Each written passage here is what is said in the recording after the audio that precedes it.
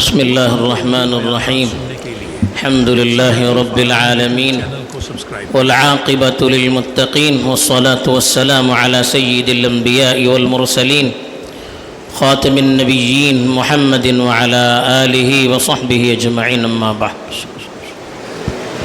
میرے دینی اور ایمانی بھائیوں، بزرگوں اور دوستوں، اللہ تعالیٰ کی جس صفت کو قرآن میں بار بار بیان کیا گیا ہے وہ ہے اللہ کی رحمت کی صفت، کہ اللہ تعالیٰ بڑے رحیم ہے، بڑے مہربان ہیں۔ اور دوسرے مغفرت کی صفت، کہ اللہ تعالیٰ ہر گناہ کو معاف کرنے والے ہیں، بڑی بخشش کرنے والے ہیں۔ تو اس لیے ہم جب قرآن مجید کی تلاوت کرتے ہیں تو یہ دو صفت بار بار ہمیں ملتی ہے، کہ رحمان الرحیم، کہ وہ بڑے مہربان ہے، نہایت مشفق اور رحم کرنے والے ہیں۔ وہ الغفور، وہ بڑی بخشش کرنے والے ہیں۔ بار بار اللہ تعالیٰ اپنی ان صفات کا حوالہ دیتا ہے۔ کیوں حوالہ دیتا ہے؟ تاکہ بندہ اپنے پروردگار سے کبھی مایوس نہ ہو۔ بڑے سے بڑا پاپی، بڑے سے بڑا گنہگار، وہ بھی کبھی اپنے پروردگار کے سامنے ہاتھ اٹھانے سے ہچکچائے نہیں۔ چنانچہ قرآن مجید میں اللہ تعالیٰ نے اپنی رحمت کو بتانے کے لیے جو الفاظ استعمال فرمائے ہیں، کہا کہ رحمتی وسعت کل شیء، کہ میری رحمت ہر چیز پر وسیع ہے، ہر چیز پر غالب ہے۔ یعنی اللہ کی رحمت کا کوئی چیز مقابلہ نہیں کر سکتی۔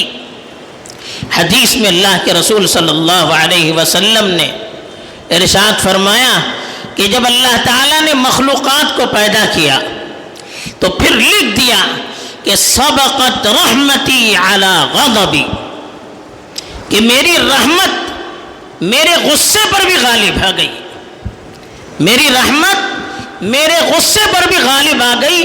یہ باقاعدہ مخلوق کو، انسان کو پیدا کرنے کے بعد اللہ تعالیٰ نے اپنے عرش پر لکھ دیا، تاکہ مخلوق کبھی مایوس نہ ہو۔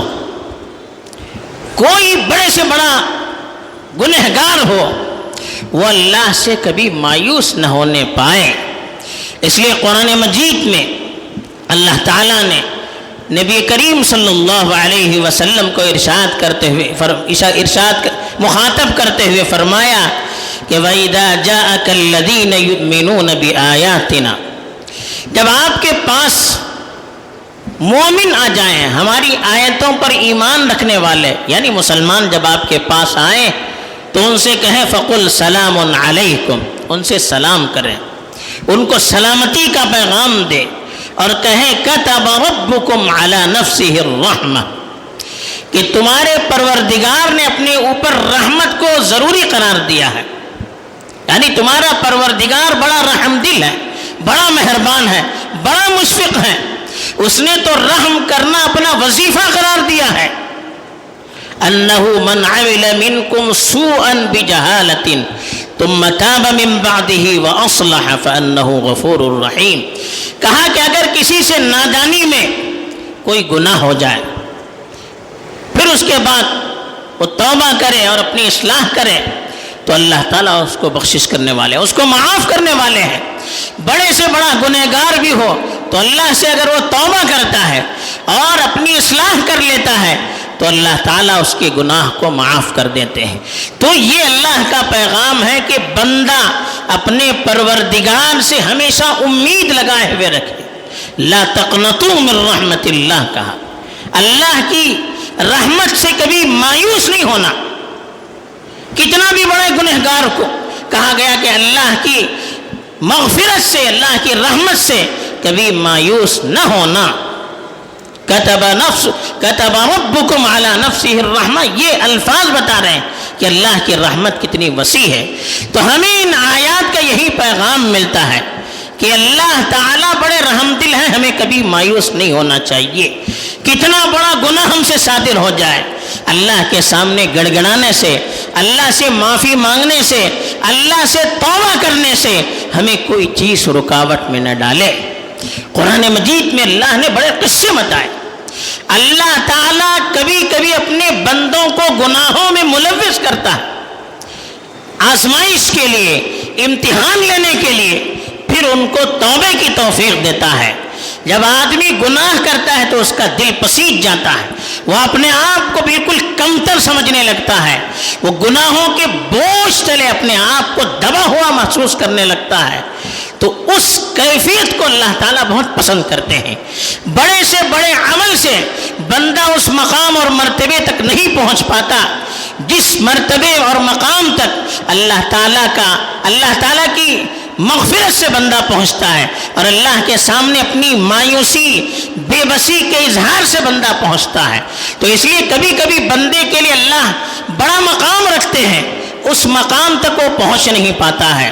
اللہ کبھی اس کو آزمائش میں مبتلا کرتے ہیں، کبھی ان سے کوئی گناہ کا کام کرواتے ہیں، کوئی غلطی کرواتے ہیں، کوئی اجتہادی غلطی کرواتے ہیں، پھر اللہ تعالیٰ اس کو توبے کی توفیق دیتے ہیں، پھر اس کو احساس ہوتا ہے، وہ روتا ہے، گڑ گڑاتا ہے۔ تو اللہ تعالیٰ بندہ اپنے عمل سے جس مقام اور مرتبے تک نہیں پہنچ پاتا، گناہوں کی توبہ کر کے اللہ تعالیٰ اس مقام تک بندے کو پہنچاتے ہیں۔ ہمارے سامنے سب سے بڑا قصہ تو آدم علیہ السلام کا ہے۔ قرآن نے صاف کہا کہ اللہ نے جنت میں جب ان کو بسایا تو ان کو بس یہی ہی حکم دیا، جو کچھ کیجیے، ہر طرح کا عیش، آرام، راحت سب کچھ آپ کے لیے، لیکن یہ ایک چیز ہے، وَلَا تَقْرَبَا هَذِهِ الشَّجَرَةَ، ایک درخت کی طرف اشارہ کر کے کہا کہ آپ دونوں اس درخت کے قریب کبھی مت جائیں۔ ایک درخت کی طرف اشارہ کر کے کہا کہ اس درخت کے قریب مت جانا۔ کافی مدت گزر گئی، شیطان نے ان کے دل میں وسوسہ ڈال دیا، فَوَسْوَسَ لَهُمَ الشَّيْطَانُ، ان کے سامنے شیطان نے وسوسے ڈالا، وَقَاسَمَهُمَا، قسمیں کھائی اور کہا کہ میں آپ کا خیر خواہ ہوں، اور کہا کہ اللہ نے کیوں روکا ہے؟ اللہ نے اس درخت کے قریب جانے سے اس لیے روکا ہے کہ آپ قریب جائیں گے آپ بھی فرشتے بن جائیں گے، آپ بھی ہمیشہ جنت میں رہنے والوں میں شامل ہو جائیں گے، اس لیے اللہ نے آپ کو روکا ہے۔ اب آدم علیہ السلام نے سوچا کہ اللہ کے نام سے کوئی قسم کھائے تو غلط قسم تھوڑی کھا سکتا ہے، اور یہ بھی سوچا کہ جنت کے ہمیشہ باسی رہنا، جنت میں ہمیشہ رہنا، اس سے بڑھ کر کیا اعزاز ہو سکتا ہے۔ تو اس درخت کے قریب چلے گئے اور اس کا پھل کھایا، گناہ ان سے ہوا، اس گناہ کی پاداش میں ان کے کپڑے نکال دیے گئے، جنت کے پتوں سے اپنے آپ کو چھپانا شروع کر دیا، پھر اس کی سزا میں ان کو دنیا میں بھیج دیا گیا۔ تب آدم علیہ السلام کو اپنی غلطی کا احساس ہوا اور انہوں نے اللہ سے توبہ کی اور کہا ربنا ظلمنا انفسنا، اے اللہ ہم نے اپنے اوپر ظلم کیا ہے، وَإِن لَّمْ تَغْفِرْ لَنَا وَتَرْحَمْنَا، اگر آپ ہماری مغفرت نہیں کریں گے، ہم پر رحم نہیں کریں گے، لَنَكُونَنَّ مِنَ الْخَاسِرِينَ، ہم تو نقصان اٹھانے والوں میں سے ہو جائیں گے۔ تو اللہ کی طرف سے ان کو توبے کی توفیق ملی، اور اس توبے کے بعد اللہ نے ان کو نبی بنا دیا۔ حالانکہ قرآن میں کیا کہا، فَعَصَىٰ آدَمُ رَبَّهُ فَغَوَىٰ، آدم نے اپنے پروردگار کی نافرمانی کی اور وہ سیدھے راستے سے دور ہو گئے، لیکن جب توبہ کی تو اللہ نے ان کو نبوت کے درجے سے سرفراز کیا۔ تو یہ توبے کی تاثیر ہوتی ہے۔ بارہا ہم نے صحیح حدیث کا قصہ سنا ہے، بنی اسرائیل کے ایک شخص نے 99 آدمیوں کا قتل کیا، 99 آدمیوں کا قتل کیا، پھر اپنے علاقے کے ایک عالم سے جا کر اس نے پوچھا کہ میں نے 99 آدمیوں کا قتل کیا ہے، تو کیا میری توبہ قبول ہو سکتی ہے؟ تو انہوں نے کہا توبہ توبہ، آپ کی توبہ 99 آدمیوں کا قاتل، آپ کی توبہ کیسے قبول ہو سکتی ہے؟ آپ کی تو توبہ اللہ قبول نہیں کریں گے۔ اس کو غصہ آ گیا، اس نے اس کی بھی گردن اڑا دی، سنچری پورا کر دی، 100 آدمیوں کو قتل کیا۔ پھر ایک بہت بڑے عالم کے پاس گیا اور ان سے اپنی درخواست ان کے سامنے رکھی اور کہا کہ میں نے 100 آدمیوں کا قتل کیا ہے، کیا میری مغفرت ہو سکتی ہے؟ تو اس عالم نے کہا ہاں اللہ تو سب کی مغفرت کرتے ہیں، لیکن ایک کام کیجئے، یہ بستی، اس بستی میں آپ سے بہت گناہ ہو گئے ہیں، اس بستی کو چھوڑیے، فلاں بستی میں جائیے، وہاں کے لوگ اچھے ہیں، ان کے ساتھ جا کر آپ رہیے۔ اب وہ صرف اب کوئی اچھا عمل اس سے نہیں ہوا، 100 لوگوں کا قاتل، اب صرف اس کے دل میں اچھا جذبہ پیدا ہوا، توبے کے ارادے سے وہ اس بستی کی طرف جانے لگا جہاں اچھے لوگ رہتے ہیں۔ راستے پر اس کی موت کا وقت قریب آ گیا۔ اب اللہ کو اپنی رحمت کا کرشمہ دکھانا تھا، اللہ نے اس کی روح قبض کرنے کو 2 فرشتے بھیج دیے۔ وہ فرشتے جو مسلمانوں کی روح قبض کرتے ہیں اور وہ فرشتے جو کافروں کی روح قبض کرتے ہیں، اب دونوں آپس میں ٹکرانے لگے۔ جو گنہگاروں کی روح قبض کرنے والے فرشتے تھے وہ کہنے لگے اس آدمی نے تو کبھی اچھا کام کیا نہیں، 100 آدمیوں کا قاتل ہے، اس کی تو روح ہم قبض کریں گے۔ دوسرے جو فرشتے تھے جو نیک لوگوں کی روح قبض کرنے والے ہیں، وہ کہنے لگے کہ یہ تو توبے کی نیت کر کے جا رہا ہے، اس کی تو روح ہم قبض کریں گے۔ تو یہ اختلاف ہو گیا، تو اللہ نے ایک تیسرے فرشتے کو بھیجا۔ اب اس نے جا کر دونوں میں صلح کی، کہا کہ زمین کو ناپا جائے، جس زمین کے زیادہ وہ قریب ہوگا وہاں کے فرشتے اس کی روح قبض کریں گے۔ چنانچہ حدیث میں آتا ہے کہ اللہ نے جس زمین کی طرف وہ جا رہا تھا اس کو حکم دیا کہ تم سمیٹ جاؤ، اور جس زمین سے وہ آ رہا تھا اس سے کہا کہ تم پھیل جاؤ، اور اس کو تھوڑا سا اللہ نے اس طرف ڈال دیا۔ اب ناپا گیا تو ایک بالش اس زمین سے قریب تھا جس زمین میں وہ توبے کے ارادے سے جا رہا تھا۔ تو نیک لوگوں کی روح قبض کرنے والے فرشتوں نے اس کی روح قبض کر دی۔ یہ اللہ تعالیٰ اپنی رحمت کو بتلانا چاہتے ہیں کہ آپ کبھی مایوس نہ ہوں۔ بڑے سے بڑا پاپی گنہگار اللہ تعالیٰ اس کی توبہ قبول کر سکتے ہیں، بلکہ کرتے بھی ہیں۔ حدیث میں قصہ آتا ہے، حضرت ماعز رضی اللہ تعالیٰ عنہ، ایک صحابی، ان سے گناہ ہو گیا، زنا کیا انہوں نے، رسول اللہ صلی اللہ علیہ وسلم کے پاس آ کر اقرار کیا۔ اللہ کے رسول نے الگ الگ طریقے سے اس کو ٹالنا چاہا، لیکن اس نے کہا کہ مجھ سے گناہ ہو گیا۔ اب جب گناہ کا اقرار آدمی کرتا ہے تو اس کی سزا اسلام میں ہے رجم کرنا۔ رجم کا مطلب پتھر مار مار کر اس کو ختم کر دینا۔ چنانچہ اس کو رجم کیا گیا۔ جب اس کو رجم کیا گیا تو لوگ چلے گئے، بعض لوگ بیٹھ کر تبصرہ کر رہے تھے اور کہہ رہے تھے کہ اس کو عار نہ آئی، اللہ نے تو اس کے گناہ کو چھپا دیا تھا، اس نے خود بخود جا کر اللہ کے رسول سے جا کر بتلایا، اب دیکھو کتے کی موت مارا گیا۔ یہ تبصرہ انہوں نے کیا۔ اللہ کے رسول صلی اللہ علیہ وسلم جا رہے تھے، وہاں سے سنا تو بڑا غصہ آ گیا۔ تھوڑی دیر کے بعد واپس آئے اور ان کو لے کر راستے میں چلے گئے۔ وہاں ایک گدھا مرا ہوا پڑا تھا، پھول کر اس کا پیر ایسا اٹھا ہوا تھا۔ اس گدھے کی طرف اشارہ کر کے کہا، ان دونوں سے کہا اس گدھے کا گوشت کھاؤ۔ انہوں نے کہا اللہ کے رسول یہ گدھا سڑا ہوا، اس کا کون گوشت کھا سکتا ہے؟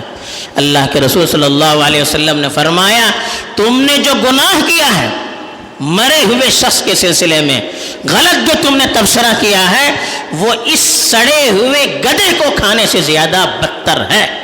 اور پھر کہا تم یہ کہہ رہے ہو وہ تو جنت کی نہروں میں تیر رہا ہے، وہ تو جنت کی نہروں میں تیر رہا ہے۔ اور بخاری شریف کی روایت میں ہے کہ اس نے تو ایسی توبہ کی ہے کہ زمین والوں پر اس کی توبہ تقسیم کی جائے تو اس کی توبہ بڑھ جائے گی۔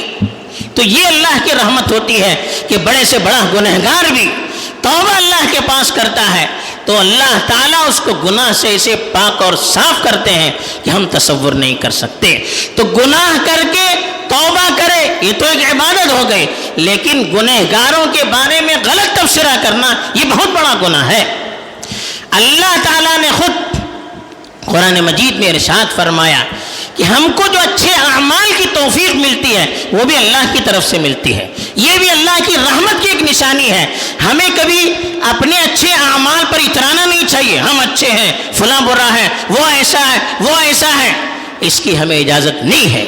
ہمیں اگر اچھے اعمال کی توفیق ملتی ہے یہ بھی اللہ کی رحمت کی وجہ سے ملتی ہے، اللہ کے انعام کی وجہ سے ملتی ہے۔ چنانچہ اللہ تعالیٰ نے سورہ نور میں فرمایا وَلَوْلَا فَضْلُ اللَّهِ عَلَيْكُمْ وَرَحْمَتُهُ مَا زَكَىٰ مِنْكُمْ مِنْ أَحَدٍ أَبَدًا، اگر اللہ کی رحمت اور اس کا فضل نہ ہوتا تو تم میں سے کسی کو اصلاح کا موقع نہیں ملتا، کوئی اپنے آپ کی اصلاح نہیں کر سکتا تھا.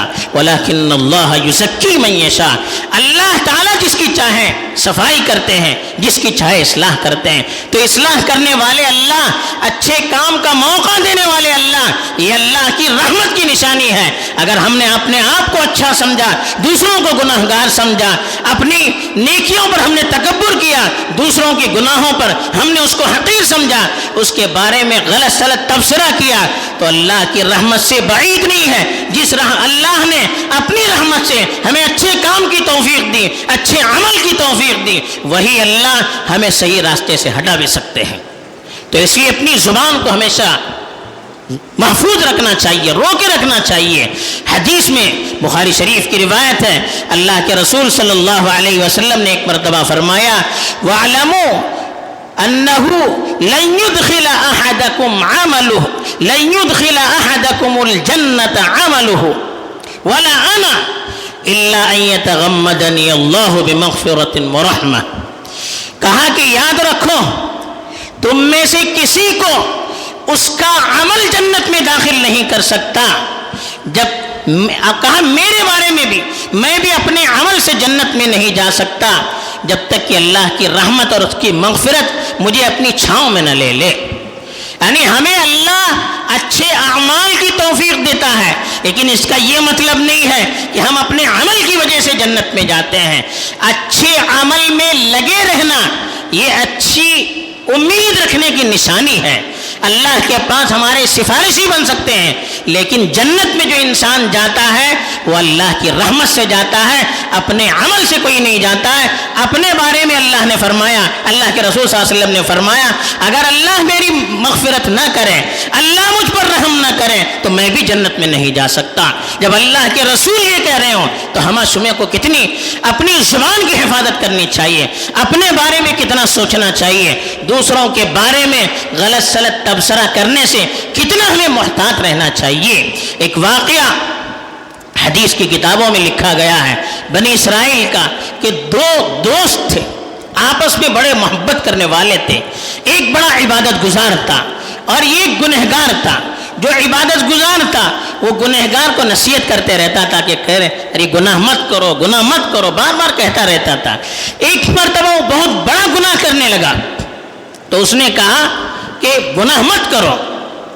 تو اس گنہگار نے کہا کہ کیا اللہ نے تم کو میرا نگران بنا کر بھیجا کیا, مجھے میرے خدا پر چھوڑ دو, میرا خدا میری مغفرت کرے گا.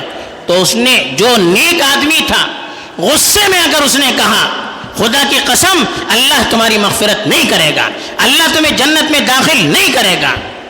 حدیث میں آتا ہے کہ اللہ نے دونوں کو موت دے دی, یعنی جب دونوں کی موت ہوئی, دونوں کی روحوں کو اللہ نے اپنے سامنے کھڑا کیا اور اس شخص سے پوچھا جس نے کہا تھا کہ خدا کی قسم تو جنت میں داخل نہیں ہو سکتا, کہا کہ تمہیں میری قدرت پر کس نے حکم دیا, کس نے میری قدرت پر تمہیں کنٹرول دیا ہے.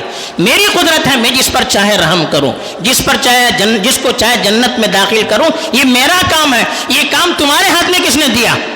پھر دوسرے آدمی سے کہا کہ تم میری رحمت سے جنت میں چلے جاؤ, اور اس آدمی کو جہنم میں داخل کر دیا. تو یہ اللہ کی رحمت کی نشانی ہوتی ہے.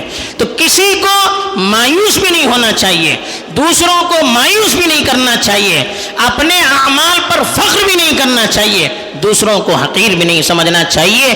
ہمیشہ اچھے کام میں لگے رہنا چاہیے, دوسروں کو اچھائی کا حکم دیتے رہنا چاہیے, اپنے گناہوں سے بھی معافی مانگتے رہنا چاہیے, دوسروں کو بھی اللہ کی رحمت کا حوالہ دے دے کر اللہ سے ان کو قریب کرنا چاہیے. اور جو دنیا سے چلے گئے ہیں ان کے بارے میں بھی اچھا گمان رکھنا چاہیے, اس لیے کہ اللہ تعالیٰ سب کچھ معاف کرنے والے ہیں.